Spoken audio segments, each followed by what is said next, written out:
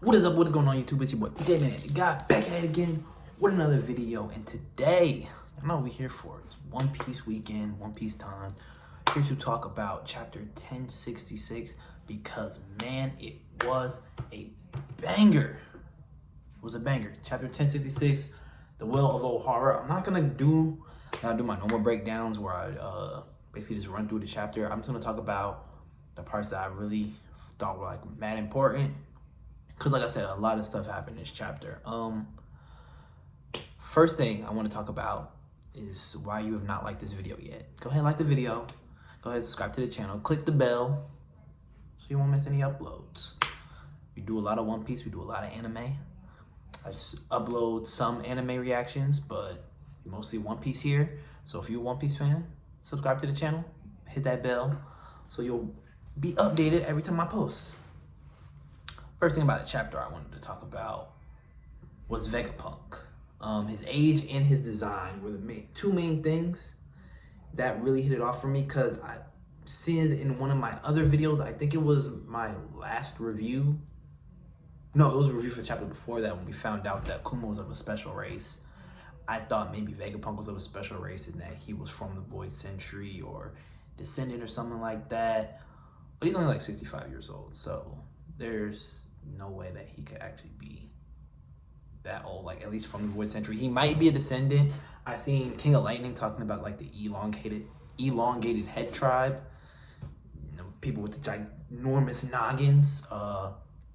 Because in the no cover story there was Jolly Roger, I think, of the pirate flag. It had an elongated head, so there's a chance that it might be a special race that we just haven't really learned about yet in One Piece.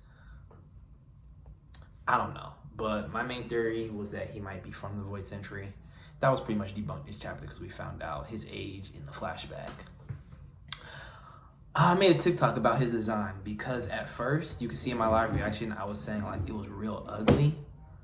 But I didn't notice like in the non-flashback, like in the real time when we saw Vegapunk, he had a little apple on his head, which was like a throwback or a reference to Isaac Newton. I didn't catch that in my live reaction. I seen a lot of people talking about that, which was kind of cool. And like the tongue sticking out is a reference to Albert Einstein. So it's like two really famous and important scientists that the inspiration for his design was drawn from, which I thought was really cool. His head being that big because he's so smart, his brain was so big, is kind of funny. Hella Jimmy Neutron. So in the comments, let me know what you think about Vegapunk's design. What do you rate it out of 10? I'd give it about, I want to say a 6 because it is ugly and the tongue is really offsetting, but at the same time, it does what it's supposed to do. Also, talking about his design in the current time, how he has the apple instead of the really long head. My theory, and it's a theory that I've seen a lot of people putting out, but I think that he actually like split parts of his brain into making the other Vegapunks, because they all are like sentient on their own. Like they don't really need him. They're not like Pain was in Naruto and they like need Nagato to control them. Like they're all sentient on their own, but they're also all still linked. I don't know if like the main Stella body can have one of the punks eat for him, have one of the satellites eat for him or sleep for him and stuff like that. Like I don't know if he's affected by the little eat, sleep, poop cycle. But eat, poop, sleep, whichever order it was in. But yeah, I think that he now has a little apple on his head because he split his brain into all the other members of the SSG. At least I think that the other satellites are the SSG members. And last thing I want to talk about is, I know Vegapunk is the smartest scientist, like the way he's able to implement a lot of technology that he learned from the Ancient Kingdom, but like I said in my other video, there's a chance that I think he might be just copying off Ancient Kingdom tech. Like, yeah, I know even if you just like find some Ancient Kingdom blueprints or like some old Ancient Kingdom like technology, he would still have to be pretty smart to like learn how to operate it, how to make more, how to improve it or whatever he's been doing. But we learned this chapter that he's been reading a lot about the Ancient Kingdom, or at least whatever O'Hara found out. And his island has technology from the Ancient Kingdom, like the giant robot that Luffy and Chopper were checking out actually comes from the Void Century. So it's really anybody's guess if he's smart enough to come up with a lot of this on his own, or if he's really just copying off the Void Kingdom. Alkiji. Alkiji let Saul live. I don't know if it's intentional. A lot of people in the community saying because it was Ice Time Capsule, it kind of insinuates that, you know, preserving it for a later time. But I don't know. I don't know if that was the case. If it is, it seems like Alkiji is really playing chess. I don't know what he's doing for Blackbeard, but if he's doing some undercover sword work, plus letting Saul live and being able to salvage some of the stuff from the O'Hara incident, Alkiji might be the MVP of One Piece towards the end, if all of this is part of his plan. Saul might be the man's... Well, actually, before I talk about that, I want to talk about how I feel like this is different than other fake deaths in One Piece. Like, I'm gonna use an example, Kinemon's death. We felt like it was like, you know, the whole scene was wasted. Just popped out a couple of chapters later and was like, hey, didn't really die.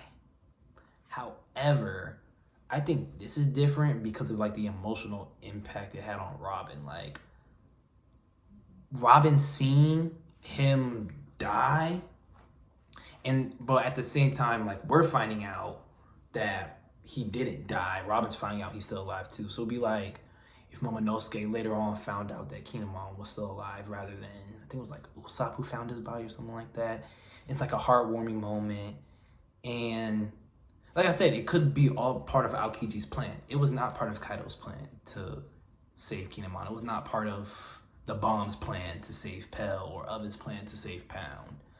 So I feel like this had the potential to be different than other fake deaths. Just how it was executed, it feels planned, like from the beginning, and not just like something that Oda just threw in there to like keep a character alive.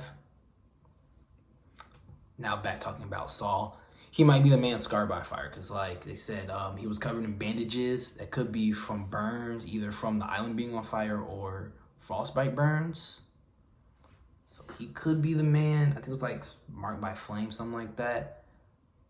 Or the man with the burn scar. It depends on which translation you use.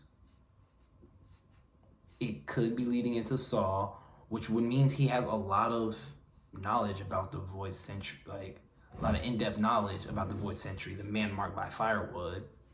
Makes sense why he would know about the poneglyphs. And I think it's setting up for this to be a Luffy and Kid saga, like how we had Luffy and Law for the Four Emperor saga. We like just got Kid in the end of Wano, but Law been there since Punk Hazard. We might get something like that, because if Kid is on his way to find Saul, we go to Elbaf, we meet up in Elbaf, like we'll meet Kid in Elbaf while we go there, because obviously this chapter pretty much confirms that we're going to Elbaf. Maybe not next, but we are going there. And speaking of Elbaf, I think it's going to be a really heavy Robin and Usopp arc. Like, everybody's just predicting it's going to be Usopp because of his connections with the Giants. But now Robin has a lot of connections here, because if they're really big about the Void Century, they got O'Hara knowledge, it plays in really easy for Robin too. And I'm excited for that, because seeing Robin Void Century and Usopp finally getting his 10-ton hammer, I'm really, really excited for that. Hopefully, that's the next arc we get. But, you know, until then, we're just going to keep enjoying Egghead. We learn about the Rev's backstory. This is the last topic I have for this breakdown, the chapter breakdown. The Rev started off as like a small freedom fighters group. And we don't know why. We didn't get why in this chapter, but Dragon was really against war until the O'Hara incident. Like, the O'Hara was like the last straw that broke the camel's back. I think that's how the saying goes. That's why he joined up with Ivankov and Kuma to start the Revolutionary Army. Now, that's really what I want to know. I want to know their motivations to start off. Were they influenced by the O'Hara incident too, or did Kuma and Ivankov have their own reasons? I feel like Kuma has something to do with his country. Like the world government might have ran him out of his country before he became a warlord or something like that. That's why he had real beef with them, because Bonnie was already saying that he didn't like the world government. And I feel like if another incident happened that furthered his distaste for the world government, that would be a great reason to join the Rev. I have no idea for Ivankov. If you have any idea why Ivankov might have joined the Rev, go ahead, drop a comment. Let me know, because I was thinking for a while, I couldn't really come up with any ideas. But it seems like the Giants do have some ties with the revolutionaries, whether it's like they just happen to both be on O'Hara at the same time. That could just be like the extent of it, but they knew a lot about the book. At least they knew why the books were important. They knew that O'Hara was up to something, that the books were important. So I would understand if Dragon like, hey, y'all are really strong. Get like a couple of y'all, or at least have your side, like y'all have my side if we do decide to go to war with the world government. Because if I'm not mistaken, Elbaf is also not affiliated with the world government.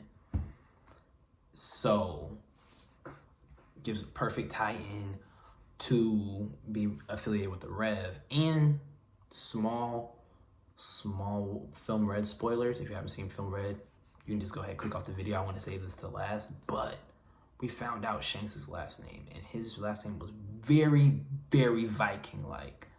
When I saw it in the movie, that was the first thing I thought of. So we know that the Red Forest already resembles a Viking ship. His last name is Viking-like. We know that Elbaf is really based off Vikings. Like, they have a lot of Viking ties, Viking lore. So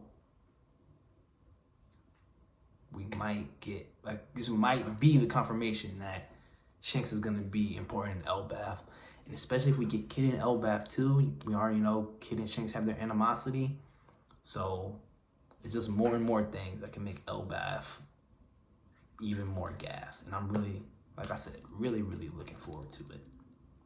But that's all I got for this chapter. It was a really, really great chapter. I don't really rate chapters, but if I did, this was one of the best ones I've read. I feel like every chapter since we left Wano has been one of the best chapters I've read. We've been really getting some real fire. But like I said, that's all I got for this chapter. If I missed anything that y'all thought was important, let me know in a comment. If I said something you disagree with, let me know in a comment.